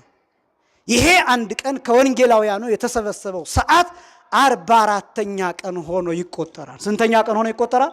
ለዮሐንስ ጊዜ በ28 ለሚበላው እንዴት ሰዓት ተሰብስቦ እንደዚህ ሊደረግ ይችላል ቢባል ጳጉሜንን በ4 ዓመት አንድ ጊዜ 6 አድርገን የምናከብረው ሰዓት ተሰብስቦ ነው። ምን ተሰብስቦ ነው? ሰዓት ተሰብስቦ ከየወንጌላውያኑ ተሰብስቦ 6 ሰዓት ከማቴዎስ 6 ሰዓት ከማርቆስ 6 ሰዓት ከሉቃስ 6 ሰዓት ከዮሐንስ 4 ጊዜ 6 ስንት ይሆናል? 24 ሰዓት ይሆናል። 24 ሰዓት ማለት አንድ ዕለት ማለት ነው። ያን አንድ ዕለት በ4 ዓመት አንድ ጊዜ ጨምረን 6 ብለን ጳጉሜንን የምናገረው ሰዓት ተሰብስቦ ነው። ሌላ ደግሞ አስገራሚ ነገር ልንገራችሁ። አሁን በዓለ ሃምሳን ረቡዕ ዓርብም ይበላል አይደለም? በጣም ግን የሚደንቃችሁ በዓለ ሃምሳ ላይ ያሉት ረቡዕና ዓርብ አብይ ጾም ላይ ተጾመው ተተክቶ ነው የሚበሉት፣ ዝም ብሎ አይደለም። እኔ አሁን እነዚህን ነገሮች ስነግራችሁ እንዳልኳችሁ ለማስጨነቅ አይደለም። እንደዚህ ከሆነማ እኮ እኛ ጾምን አይባል ምናምን ብላችሁ እንድትጨነቁ አይደለም። ለምሳሌ የአብይ ጾምን ትእዛዝ ያስፍታ ነገሥቱ የጾመ ሕርቃልን እስከ 12 ሰዓት ድረስ እንድንጾም ያዛል። እስከ ስንት ሰዓት አልኳችሁ? የመጀመሪያውን ሳምንት እስከ 12 ሰዓት። ከዚያ ቀጥሎ ግን ከጾመ ሕርቃል ካለፈ በኋላ ከቅድስ ሰኞ ጀምሮ የኒቆዲሞስ ሳምንት ዓርብ ድረስ ያ ማለት ሆሳዕና ከመግባቱ በፊት ያለው ዓርብ እስከዚያ ድረስ ያለውን እስከ 11 ሰዓት እንድንጾም ያዛን። እስከ ስንት ሰዓት? እስከ 11 ሰዓት። ከዛ ሰሙነ ሕማማትን ግን 13 ሰዓት ጾሙ ይላል። 13 ሰዓት ማለት የቀኑ 12 ሰዓት ሙሉ አለ። ከምሽቱ ወይም ከሌሊቱ 1 ሰዓት አመታችሁ ጾሙ ይላል። ኮከብ እስኪታይ እስከ ይሰርቅ ኮከብ ጠቅላላ 13 ሰዓት። እነዚህ ሰዓታት ምን እንደሆኑ ታውቃላችሁ? እንደዚህ የሚታዘዘው ከዘወረደ ወይም ከሕርቃል የምንወስደው ተጨማሪ ሰዓት አለ። ከ9 እስከ 11 ያለው ሰዓት፣ ከዚያስ እስከ 12 ያለው ሰዓት፣ ከቅድስት ጀምሮ እስከ ኒቆዲሞስ ድረስ ያለው እስከ 11 ሰዓት ያለው ሰዓት አለ። ከዛስ የሰሙነ ሕማማት ተጨማሪ ሰዓታት አለ። እነዚህ ሰዓት ተሰልተው ረቡዕና ዓርብ በበዓለ ሃምሳ የሚውሉትን ቀናት 9 ሰዓት ይሞላል። ይህን ከፈለጋችሁ ፌስቡክ ላይ ቆየት ያለ ጽሑፍ ጽፌያለሁ፣ የአበው ጥንቃቄ የሚል እዛ ላይ ስሌቱን ሁሉ አስቀምጨዋለሁ። ሰዓቱ እንዴት ተሰልቶ ወደ ቀን ተቀይሮ ረቡዕና ዓርብን እንዴት እንደሚተካ ጽፌዋለሁ። ፌስቡክ ላይ የአበው ጥንቃቄ ብላችሁ ሰርች ብታደርጉ ታገኙታላችሁ። አሁን እንዳላበዛባችሁ ስለምፈልግ እና እኔ አሁን በዚህ እንድትገረሙ የፈለግኩት ምንድን ነው መሰላችሁ? አባቶቻችን የሚሰሩት ስርዓት ጥንቃቄያቸው እንዲህ የሚል መርህ አላቸው። ወለእመ ተገአስክሙ በጾም አድልው ለጾም ይላል። በጾም ከተከራከራችሁ፣ ስለ ጾም ከተከራከራችሁ ለጾም አድሉ ይላሉ። ያ ማለት በጾም ጉዳይ ከተከራከራችሁ ማሸነፍ ያለበት እንብላ የሚለው ሰው ሳይሆን ምን የሚለው ማሸነፍ ያለበት እንጹም የሚለው ሰው። የእንብላው መጽሐፍ የምን መጽሐፍ ብያቸዋለሁ? እንብላ የሚለው ካሸነፈ ጅብ ነው የሚያሸንፈው ማለት ነው። ስለዚህ ጥንቃቄ፣ በማንኛውም ጉዳይ ብትከራከሩ ጾም ስለ ጾም የሚናገረው እሱ ያሸንፍ። በቃ ከመብላት አለመብላት፣ ከመብላት መተው። ለዚህ ነው አሁን ቅዱስ ጳውሎስ ሲናገር የጣዖት የተሰዋውን አትብሉ ይላል። እና ቅዱስ ጳውሎስ አንድ መደምደሚያ የሚያስቀምጠው እኔ ስጋ በልቼ ክርስቶስ የሞተለት ወንድሜ በእኔ ምክንያት ከሚሰናከል እኔ ለዘላለም ስጋ ሳልበላ ልቅር ይላል። አያችሁት? ያ ክርስቶስ የሞተለት ሰው ከሚሞት ከሚጠፋ እኔ ለዘላለም ስጋ ትቼ ብኖር ይሻለኛል። ልክ እንደዛ የተጠራጠረ ሰው ቢኖር ጎመን ይብላ ብሎ ቅዱስ ጳውሎስ እንደተናገረው ልክ እንደዚያ ጾምን መርህ ማድረጋል ክርስቲያን ሰው። ስለዚህ እነዚህ 44ኛው ቀን ከነዚህ ሰዓት ተሰብስቦ ካልገባችሁ ቪዲዮውን ደጋግማችሁ ታዩታላችሁ። ስለዚህ 44ኛው ቀን ከማቴዎስ ከማርቆስ ከሉቃስ ከነዚህ ከሶስት ወንጌላውያን የተውጣጣ እስከ 12 ሰዓት ድረስ ተጾሞ ከ9 እስከ 12 ድረስ ያለው ተጨማሪ 3 ሰዓት እሱ ተሰልቶ በ4 ዓመት አንድ ጊዜ 9 ሰዓት ይሞላል። ያ 9 ሰዓት 44ኛ ቀን ሆኖ ይቆጠራል እንጂ ዝም ብለን እንደው 44 ሳይሞላ በ43ኛው ቀን እንክት አድርገን ምንበላ ሰዎች አይደለም። ክብር ለአባቶቻችን ይሁን። የአባቶቻችን በረከት በሁላችንም ላይ ይደርብን። ከዛ ቀጥሎ የጥምቀት ነው። የጥምቀትም የልደትም ለምሳሌ ቅዳሜ ቢሆን የሚል ጥያቄ አለ። ከዛስ እሁድ ቢሆን የሚል ጥያቄ አለ። ከዛስ ሰኞ ቢሆን የሚል ጥያቄ አለ። እና ጋዱን እንዴት ነው ምን ጾሙ የሚል ጥያቄ ወይ ደግሞ ከዛ በፊት አንድ የሚቀድም ጥያቄ ላስቀድም ለሮብና ለአርብ ምትክ ማክሰኞና ሐሙስ ከሆነ የሚጾሙት ሰኞ መጾም ለምን አስፈለገ የሚል ጥያቄ ይኖራል ምክንያቱም ጋድ ምትክ ተብሎ የተሰራው ለሮብና አርብ ከሆነ ሌላው ዕለት ምን አገባን ለምን እንጾማለን ቢባል አንደኛ ቅድም እንዳልኳችሁ ስለ ጾም ብትከራከሩ ለጾም አይደሉ የሚል መርህ አለ ሁለተኛ እንዳይረሳ ብሎ ፍትሐ ነገሥቱ ያስቀምጠዋል እንዳይረሳ ማለት ነው ረቡዕና አርብ ገና ሲውል ለምሳሌ ሮብን ሊያገኘው የሚችለው በ7 ዓመት አንድ ጊዜ ነው ልደት እንግዲህ ያ ማለት በ7 ዓመት አንድ ጊዜ ሲሆን ይረሳል ስለዚህ ጋድ በየዓመቱ መጾም አለበት ብለው አባቶቻችን በሰሩት ሥርዓት መሰረት በየዓመቱ እንጾማለን እንጂ ለማክሰኞ ምትክ ሰኞን እየጾምን አይደለም ምክንያቱም ማክሰኞ ራሱ ልደት ቢውል ምንም ጾም ስላልሆነ የሚተካለት ሆኖ አይደለም ይተካላቸው ለሮብና ለአርብ ነው ነገር ግን እንዳይረሳ በየዓመቱ ጋድ ሚለውን ስም ጠርተን እንጾማለን ምክንያቱም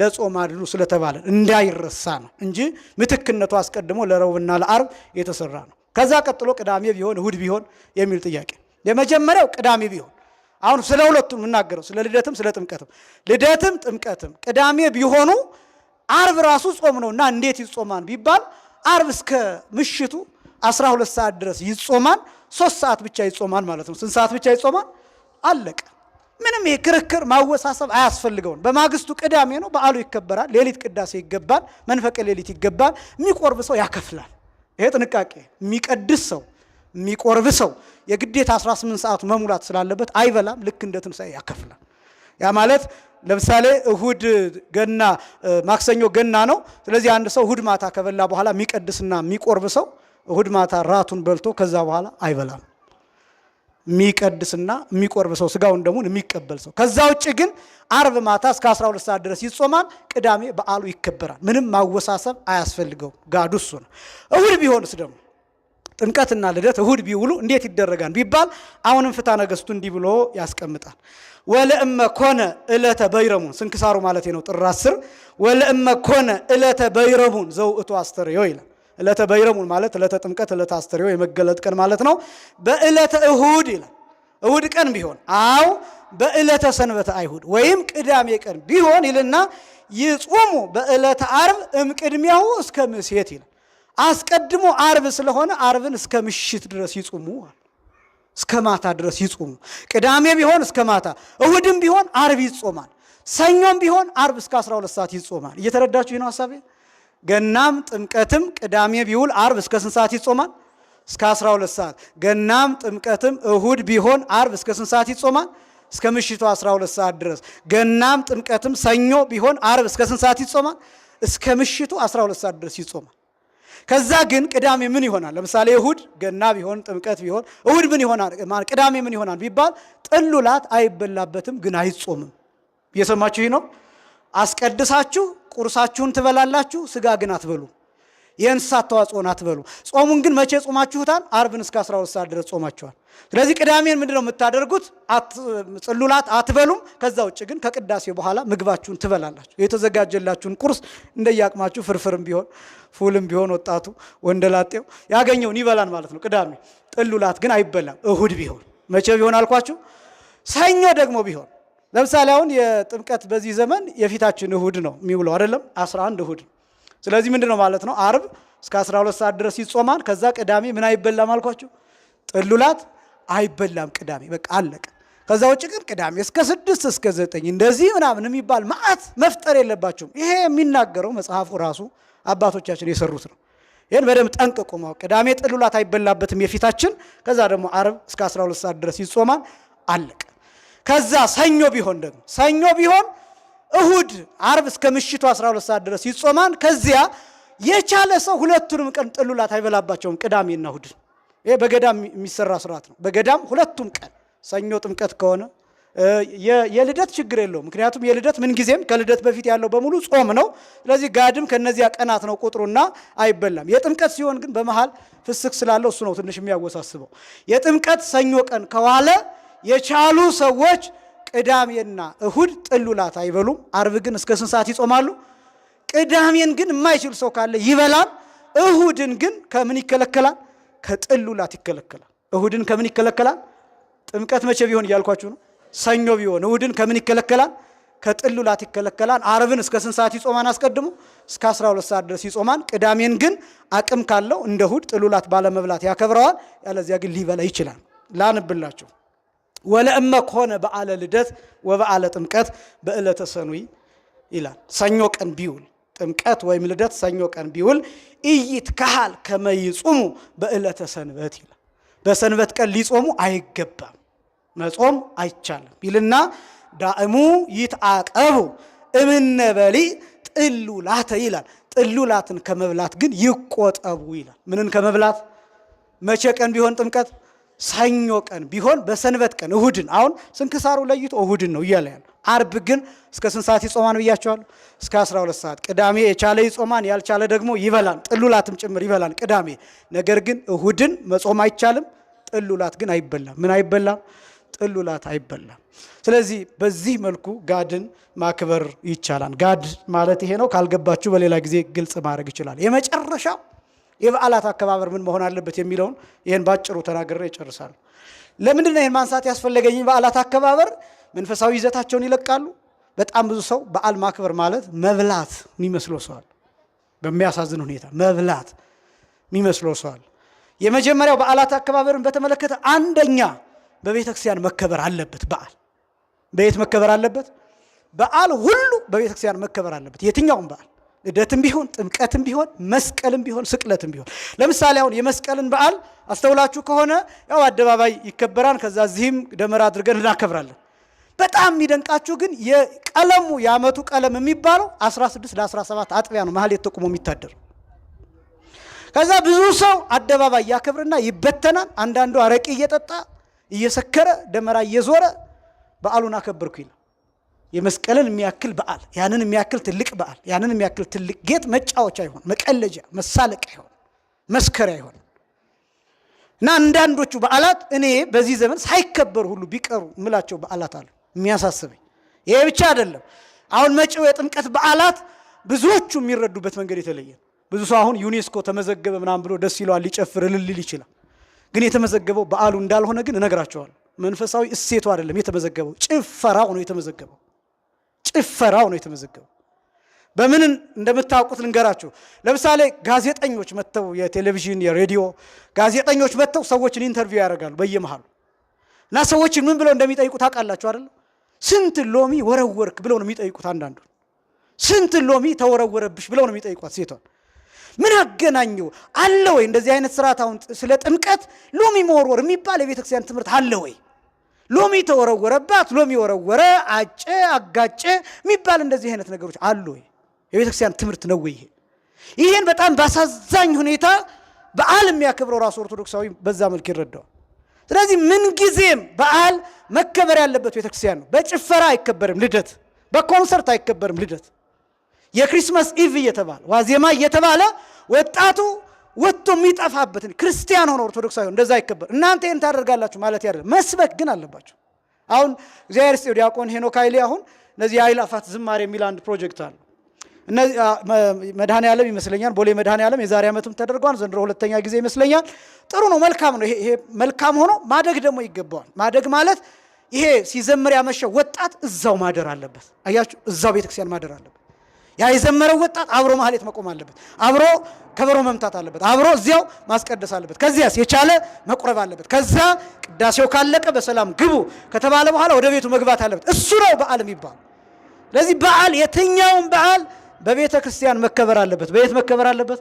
በቤተ ክርስቲያን መከበር አለበት። ሁለተኛ ቢቻል የትኛውም የቤተ ክርስቲያን በዓል ቅዱስ ሥጋውና ክቡር ደሙን በመቀበል መከበር አለበት። የትኛውም በዓል ጥምቀትም፣ ልደትም፣ ፋሲካም፣ የዘመን መለወጫም ሌላውም በዓል አንድ ሰው እየጾመ ማሰብ ያለበት ምን አይነት በሬ አርዳለሁ ሳይሆን፣ ለልጆቼ ምን አይነት ዶሮ እገዛለሁ፣ ልጆችን በምን አውላለሁ ሳይሆን፣ መቼ ልቁረብ፣ እንዴት ልዘጋጅ፣ ከንስሐ አባቴ ጋር እንዴት ልነጋግ ማለት ነበር የነበረበት።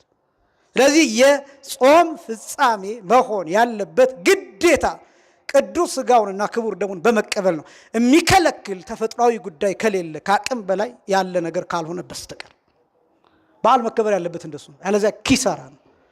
ሶስተኛ በዓል መከበር ያለበት ደስታንና አመጋገብን በመመጠን እንጂ ከመጠን በላይ ደስታ በማብዛት ከመጠን በላይ በመብላት ከመጠን በላይ በመጠጣት በመጨፈር መሆን የለበትም። እንዲያ ከሆነ በዓሉ ይበላሻል፣ በረከትም ይታጣበታል፣ መርገምም ያመጣል፣ መቅሰፍትም ያመጣል። ክርስቲያን መጠን፣ ክርስትና ራሱ መጠን ነው። ኦርቶዶክሳዊነት መጠን ነው። ኦርቶዶክሳዊነት ልክ ነው። ልክን ማወቅ ነው። ልክ ማወቅ ሲባል በመንፈሳዊነቱ ብቻ አይደለም። የሰውነትን ልክ ማወቅ፣ የሚበላውን ልክ ማወቅ፣ የልብሱን ልክ ማወቅ፣ የንግግሩን መጠን ማወቅ፣ አረማመዱን ልክ ማወቅ፣ የሀብቱን አቅም ማወቅ፣ የሌሎችን ሰዎች ልክ ማወቅ፣ በጨው የተቀመመ ንግግሩ የተመጠነ እንጂ ያገኘውን እንዳጋሰስ የሚበላ መሆን የለበት። ያገኘውን ሁሉ እየጠጣ አይኑ እስኪቀየር ቱቦ ውስጥ እስኪተኛ ድረስ የሚሰክር መሆን የለበትም። በዓል እንደዛ አይከበርም። እንደዛ አይነት በዓል የከሰረ በዓል ነው። ክብርም የለውም። ኃጢአትም ያመጣል፣ መቅሰፍትም ያመጣል። ስለዚህ መጠን ያስፈልገዋል። ደስታን በመጠን አመጋገብን በመጠን የሚጠጣውን በመጠን ማድረግ ያስፈልጋል። ሌላው ከአቅም በላይ የሆኑ ውድ ልብሶችን በመልበስና ጌጥ በማብዛት አይደለም የሚከበረው በዓል። እንደ አቅምህ አድርገው፣ እንደ አቅምሽ አድርገው። ይሄ ማለት ገና ልደት ደርሷን፣ ገና ጥምቀት መጥቷን፣ ፋሲካ መጥቷን ብለህ ተበድረሽ የ30-40 ሺህ ብር የአበሻ ቀሚስ ስላሰፋሽ አይደለም የምትጸድቂው። ልብስሽን ንጹህ አድርጊው። ልብስህን ያለህን ልብስ ንጹህ አድርገው። ያልተቀደደ ቆሻሻ ያልሆነ ሰውነትሽን የሚሸፍን ልብስ ለብሰ መቁረብ ትችላለህ። መምጣትም ማምለክም ማመስገንም ትችላለህ። ይህን እያልኩ ያላችሁ ሰዎች ካላችሁ ከዚህ በፊት እንዳልኩት ለስጋው ደግሞ ለቤተ ክርስቲያን ክብርም ወርቅ ደርባችሁ ብትመጡ መልካም ነው።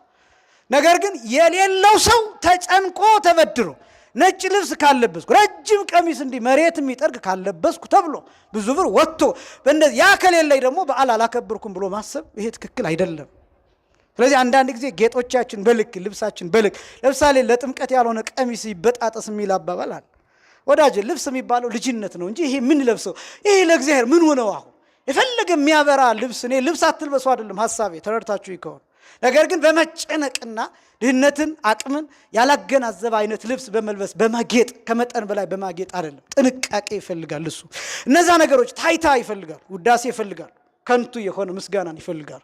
እነዛ ደግሞ ወደ ሌላ ነገር ይወስዳሉ። አንዳንድ ጊዜ ይሄ በዓላችን አሁን እኔ አንድ ሰው ሲናገር ሰምቻለሁ፣ ከኛ ሃይማኖት ውጭ የሆነ ሰው ጥምቀትን የዝሙት በዓል ብሎ ሲጠራው ሰምቻለሁ። እግዚአብሔር በሚያውቀው እውነት ለመናገር ይህን ሰው መቃወም አንችልም። እንዲያውም የዚህን ሰው ንግግር ወስዶ በጣም አላርም የሚያደርግ ነው፣ የሚያስደነግጥ ነው። እና እውነትም ከምን ተነስቶ ነው ይሄን ያለው? በጣም ብዙ እስኪ የጥምቀትን በዓል ተመልከቱ። ማታ እስከ ምሽት ድረስ ቀሚሳቸውን እንደለበሱ ነጠላ እንደለበሱ አንዳንዱ የሚያመሰግንበትን ልብስ እንደለበሰ ሁሉ የት ያመሻል? ምንጣፍ ያነጥፉ የነበሩ ወጣቶች ወንድሞቻችን የት ነው የሚያመሹት? የት ነው የሚሄዱት? እነዚህ ነገሮች ሁሉ ካላሰብናቸው በጣም ከባድ ናቸው። በዓልን ካልተረዳ ነው እምላችሁ። እኔ አሁን እንደው ስቅቅ ለማድረግ ለማስጨነቅ ምናምን ሳይሆን አንዳንድ ጊዜ እኮ ምን ይሉናል ይባላል እኮ ሰው ምን ይለናል? ምክንያቱም እኛ አክብረን አታያቸው ሙስሊሞች ወንድሞቻችን እህቶቻችን እንዴት ጠንቃቃ እንደሆኑ። ይህ ሃይማኖት ልክ መሆን አለመሆን ሌላ ጉዳይ ነው። ግን ምን ያህል ጠንቃቃ እንደሆኑ ታውቃላችሁ? ውጭ እንደማይገኙ ታውቃላችሁ? እንደሚበሉትን የሚጠጡትን ራሳቸው እዛው እንደሚጨርሱ ታውቃላችሁ? የእኛ ልብሳችንን እንደለበስ ነጠላ እንደለበስ እንደተከናነበች ቀሚስ እንደለበሰች መገለጫ የበዓሉ መገለጫ እንዳደረገ እየሰከረ ስንቱ ሰው ከመሬት ይነሳል። ከዛ ደግሞ ወንድና ሴት እየሆነ የሚሄደው እንዴ በዓሉ ላይ ታቦቱን የሚያጅበው በጣም ጥቂት ሰው ነው። ለመጠመቅ የሚሄደው በጣም ጥቂት ሰው ነው።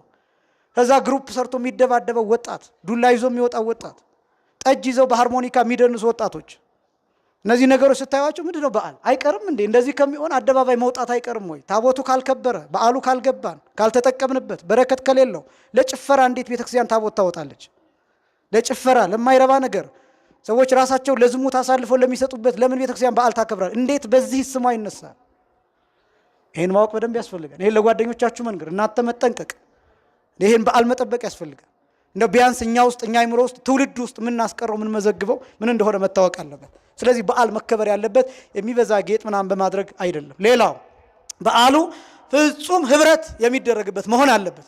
ይሄ ማለት የተጣሉ ሰዎች የሚታረቁበት ጭምር ሰበብ ተደርጎ፣ ለምሳሌ ነገ ገና ነው ማክሰኞ፣ የተጣላችሁ ሰዎች ደውላችሁ እንኳን አደረሰህ ስላለፈ ሁሉ ይቅርታ ማለት አለባችሁ። ብትችሉ ቤታችሁ ጠርታችሁ ጋብዛችሁ ደስ አሰኝታችሁ፣ ወይ ደግሞ ቤቱ ስጦታ ይዛችሁ ሄዳችሁ ይቅርበኝ ተባብላችሁ በበዓሉ ምክንያት መታረቂያ መሆን አለበት። በዓሉ መቀለጃ አይደለም። የጌታ ልደት የጌታ መወለድ እኔና እናንተ ዝም ብለን ፏፈሽ እያልን የምናሳልፈው ሳይሆን መላእክት ከረኞች ጋር ያመሰገኑበትና እርቅ የታወጀበት ቀን ነው። ይሄን ማወቅ ያስፈልጋል። ስለዚህ ህብረት፣ አንድነት ከየትኛውም ጋር ያለበት መሆን አለበት። የመጨረሻው ድሆችን፣ እስረኞችን፣ የታመሙ ሰዎችን፣ ያዘኑ ሰዎችን፣ ብቻቸውን የሆኑ ሰዎችን፣ የተለያዩ ሰዎችን እነዚህን የምናስብበትና ለነዚህ የምናካፍልበት ክርስትናችን የሚገለጥበት መሆን አለበት እንጂ በዓሉ ዝም ብሎ እንደው ስለተገኘ ብቻ እየተበላ እየተጠጣ እየተጠገበ ከመጠን በላይ ሆኖ ቤተክርስቲያንም የእግዚአብሔር ስምም የሚሰደብበት መሆን የለበትም። ከዛ ውጭ ግን በዓሉን በአግባብ በስርዓት ግን መጠን ባለው መልክ ማሳለፍ። በነገራችን ላይ ግዴታ አይደለም ፍሪዳ ማረድ። ሽሮ በልተ ከሆነ የምትውለው ቅር ሊልህ አይገባም። ግን አንድ ነገር ማወቅ፣ አንዳንዱ ሰው እንደ ሌላው በዓል ሳላከብር ብሎ እያለቀሰም ይውላል። አንዳንዱ ራሱን ለማጥፋት ሁሉም ይሞክራል። አንዳንዱ ይጨነቃል። ወዳጅ ጎመን ብላ ኃጢአት አይደለም። ግን አንድ ነገር ብቻ ማሰብ አለብህ። ታርዶ የሚጠብቅህ ጌታ ግን አለ። ፍሪዳውን ተው፣ በጉን ተው፣ ይሄ ዶሮ ምናምን ተው። እነዚህ ነገሮች ተዋቸውና ታርዶ የሚጠብቅህ ስጋውን አዘጋጅቶ የሚጠብቅህ ደሙን ሊሰጥህ የሚጠብቅህ ጌታ አባት እንዳለህ አውቀህ ብትችል ቁረብ፣ ባትችል ደግሞ ጎመንም በልተህ ሽሮም በልተህ ያገኘውን ዳቦ በልተህ ደስ ብሎ ልትውል ይገባል። ምክንያቱም የሚወድህ ጌታ ያኔ በበረት አድረዋል፣ በበረት ተወልደዋል። ስለዚህ ይሄን ማሰብ ነው። የበዓል ትልቅ ትርጉም ማለት ይሄ ነው። በዓሉ ለሁላችንም የበረከት እንዲሆንልን ቅዱስ ፈቃዱ ይሁንልን። በበዓሉ የሚረዱ የሚጠቀሙ ሰዎች እንዲኖሩ የአምላካችን ቅዱስ ፈቃድ ይሁንልን። በበዓሉ ቅዱስ ሥጋውን ክቡር ደሙን የሚቀበሉ ሰዎች እንዲበዙ አምላካችን ያድርግልን። የምህረት በዓል ያድርግልን። ሳምንት ወቅቱን በተመለከተ ልደትን፣ ሌላውንም በተመለከተ እንቀጥላለን። የሳምንት ሰዎች ይበለን። ያስተማረን የአባቶቻችን አምላክ እግዚአብሔር ይክበር ይመስገን። ወስብሐት ለእግዚአብሔር።